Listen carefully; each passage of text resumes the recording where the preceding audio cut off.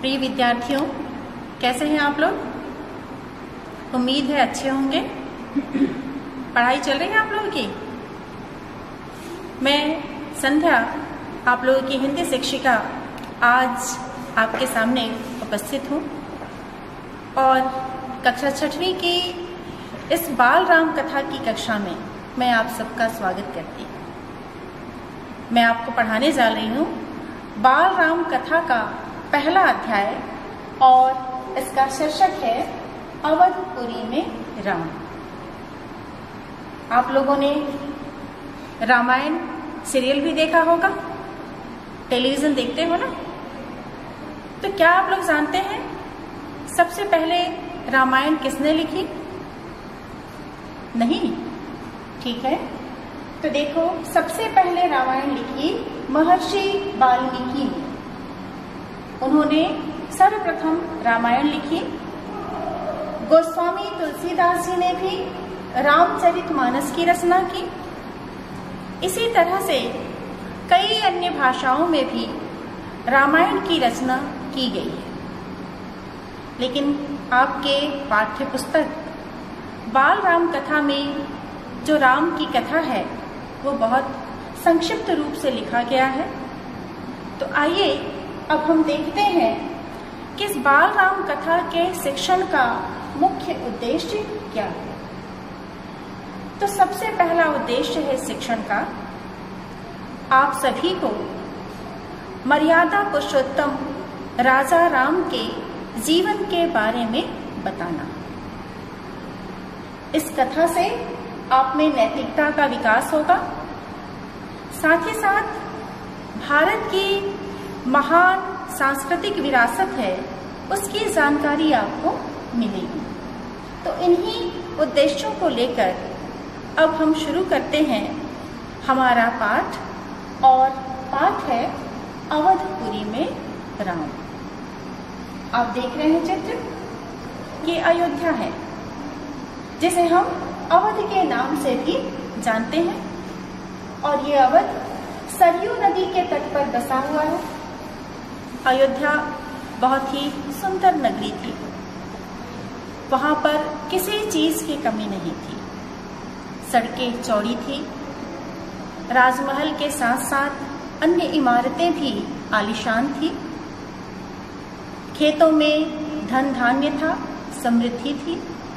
बाग बगीचे फूल और फल से लदे हुए थे। पूरी नगरी अद्भुत थी, सुंदर थी, विलक्षण थी।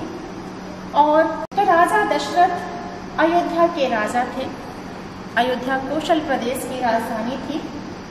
दशरथ कुशल योद्धा थे, न्यायप्रिय शासक थे, और उनके पिता का नाम था महाराज अज। अज के पुत्र थे वो, और महाराज रघु के वंशज थे। रघु के वंशज होने के कारण उनके वंश को हम लोग रघुकुल के नाम से या रघुवंश के नाम से हम जानते हैं। तो उनके राज्य में न्यायप्रियता थी, वो सदाचारी भी थे, और यही न्यायप्रियता और सदाचार प्रजा में भी दिखाई देता था। एक प्रकार से वहाँ के सारे लोग जो थे, अयोध्या के सभी लोग न्यायी और सदाचारी थे। महाराज दशरथ जो थे वो यशस्वी थे। उनके जीवन में सब कुछ था, राजसुख था। बस एक कमी थी उनके जीवन में, और वह कमी थी संतान की। राजा की 3 रानियां थीं, कौशल्या, सुमित्रा और कैकेयी। लेकिन तीनों ही रानी को कोई भी संतान नहीं थी।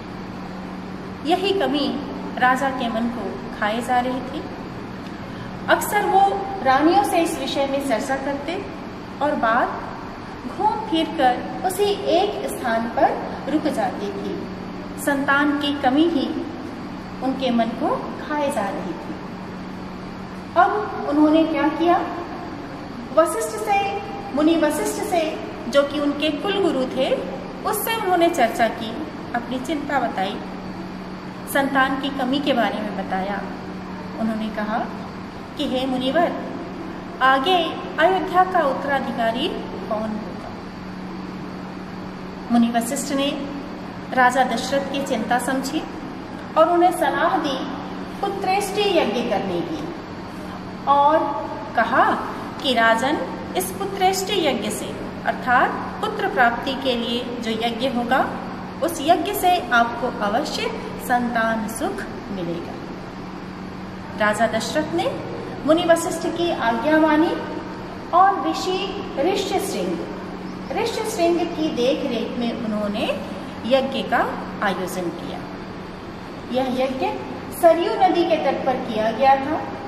कई राजाओं को आमंत्रित किया गया, कई ऋषि मुनि आए और यज्ञ प्रारंभ हुआ और उस यज्ञ में अंतिम आहुति डाली राजा दशरथ। यज्ञ समाप्ति हुई, अनुष्ठान सफल हुआ। समय आने पर राजा की रानियां जो है, तीनों रानियां, वो पुत्रवती हुई। महारानी कौशल्या ने राम को जन्म दिया, और राम का जन्म जानते हो कब हुआ? हिंदी महीनों के अनुसार चैत्र मास की नवमी के दिन राम का जन्म हुआ। इसी प्रकार से सुमित्रा ने लक्ष्मण और शत्रुघ्न को जन्म दिया, रानी कैकेयी ने भरत को जन्म दिया। 4 पुत्र पाकर राजा बेहद प्रसन्न हुए, राजमहल में खुशियां छा गई, मंगल गीत गाए जाने लगे और इस तरह से अयोध्या में प्रसन्नता छाई हुई थी। अब उसके बाद चारों राजकुमार थोड़े बड़े हुए और उनकी शिक्षा दीक्षा की व्यवस्था की गई। आप जानते हैं, पहले गुरुकुल में, गुरु के आश्रम में रहकर शिक्षा ग्रहण की जाती थी। तो जो दक्ष गुरु थे, अर्थात जो निपुण थे, कुशल थे, ऐसे गुरुओं के नेतृत्व में, उनके सानिध्य में चारों राजकुमारों ने अस्त्र शस्त्र और शास्त्रों की भी शिक्षा ग्रहण की। वे बहुत जल्दी ही शिक्षा में पारंगत हो गए और राम इसमें सर्वोपरि थे, अर्थात सबसे आगे थे। राम बहुत ही गुणी थे, कई मानवीय गुण था उनमें। मानवीय गुण जानते हैं, दया, प्रेम, त्याग, यही मानवीय गुण है। तो इन सब में वो आगे थे, इसी वजह से वो सबके प्रिय थे।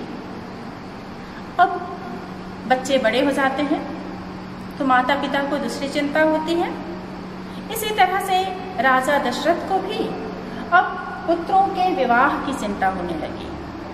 और एक दिन की बात है, ऐसे ही ये लोग राज दरबार में बैठे राम के विवाह की चिंता कर रहे थे, तभी ऋषि विश्वामित्र के आने की सूचना मिली राजा दशरथ को। और राजा दशरथ तुरंत आसन छोड़कर द्वार की तरफ चल पड़े। आप जानते हैं, तब गुरुओं को बहुत ज्यादा सम्मान दिया जाता था। राजा भी अपना आसन छोड़ दिया करते थे और महर्षि को राजा दशरथ दरबार में लेकर आए। विश्वामित्र को ऊंचा आसन दिया गया और उनका आतिथ्य सत्कार किया गया। विश्वामित्र जो है बच्चे, पहले राजा थे, बहुत ही बलशाली राजा थे।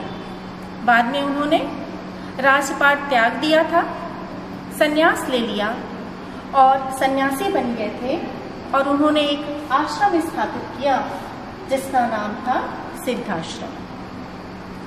अब राजा आतिथ्य सत्कार करने के बाद राजा ने प्रयोजन पूछा, उद्देश्य पूछा महर्षि विश्वामित्र से कि वो किस कारण आए हैं, उनके आने का कारण क्या है। तब महर्षि विश्वामित्र ने कहा कि हे राजन, मैं जिस उद्देश्य से आया हूँ, जो कुछ मैं मांगने जा रहा हूँ, वो आपके लिए बेहद कठिन होगा। अर्थात जो मैं मांगना चाहता हूँ वो आपके लिए कठिन है। राजा दशरथ ने कहा कि मैं रघुकुल का हूँ, है ना, और आपके हर प्रतिज्ञा को, आपकी हर बात को, हर इच्छा को पूर्ण करने के लिए मैं तत्पर हूँ। तब ऋषि विश्वामित्र ने बताया कि मैं सिद्धि के लिए एक यज्ञ कर रहा हूँ। और वो यज्ञ लगभग समाप्त होने वाला है, पूरा ही होने वाला है, लेकिन कुछ राक्षसों की वजह से मैं उस अनुष्ठान को पूर्ण नहीं कर पा रहा हूँ। और अनुष्ठान को पूर्ण करने के लिए मैं चाहता हूँ कि आप मुझे अपना ज्येष्ठ पुत्र, ज्येष्ठ अर्थात बड़ा, तो ज्येष्ठ पुत्र राम को आप मुझे दे दें ताकि मैं अपने अनुष्ठान को सफल कर सकूं। सुनते ही जैसे राजा दशरथ पर बिजली गिर पड़ी। उन्हें उम्मीद नहीं थी कि ऋषि विश्वामित्र उनसे उनका प्रिय पुत्र ही मांग लेंगे। अब ऋषि विश्वामित्र राजा दशरथ की दुविधा समझ गए। उन्होंने कहा कि हे राजन, मैं हमेशा के लिए नहीं मांग रहा हूं, बस कुछ दिनों की बात है।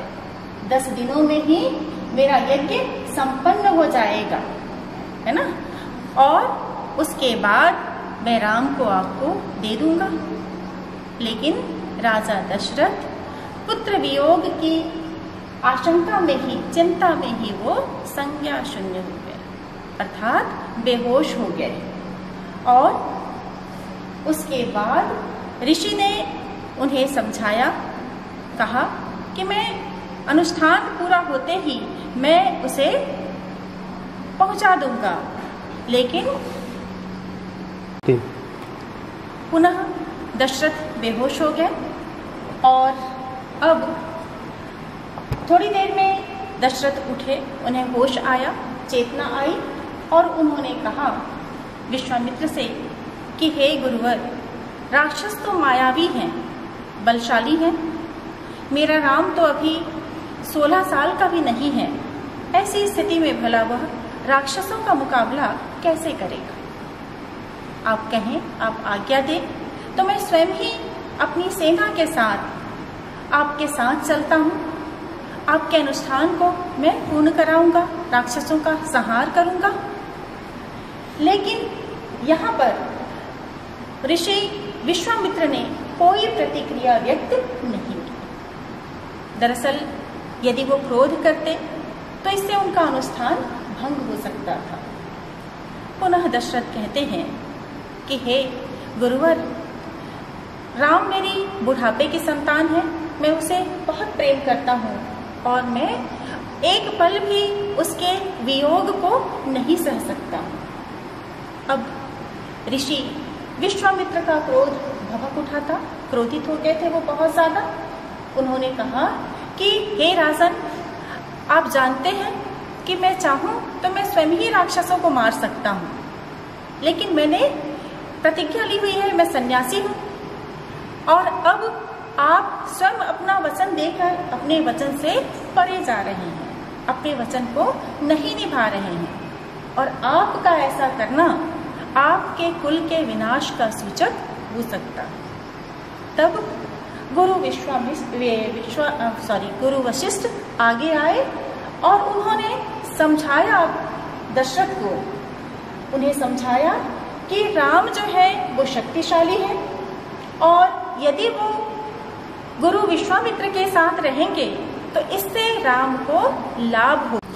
गुरु वशिष्ठ ने राजा दशरथ को समझाया कि आपके लिए, आपके यश के लिए यही उचित है कि आप जो वचन दिए हैं उस वचन का आप पालन कीजिए और महर्षि विश्वामित्र के रहते राम को कुछ भी नहीं होगा, उन्हें किसी प्रकार की कोई हानि नहीं होगी। महर्षि विश्वामित्र सिद्ध पुरुष है और वो अपनी शिक्षाओं से राम को लाभ भी पहुंचाएंगे। यह सुनकर के दशरथ की चिंता थोड़ी सी कम हुई, लेकिन फिर भी पुत्र के वियोग का दुख तो था ही उन्हें। वो समझे और उन्होंने विश्वामित्र से एक आग्रह किया कि वो राम के साथ साथ उनके छोटे पुत्र लक्ष्मण को भी साथ ले जाएं।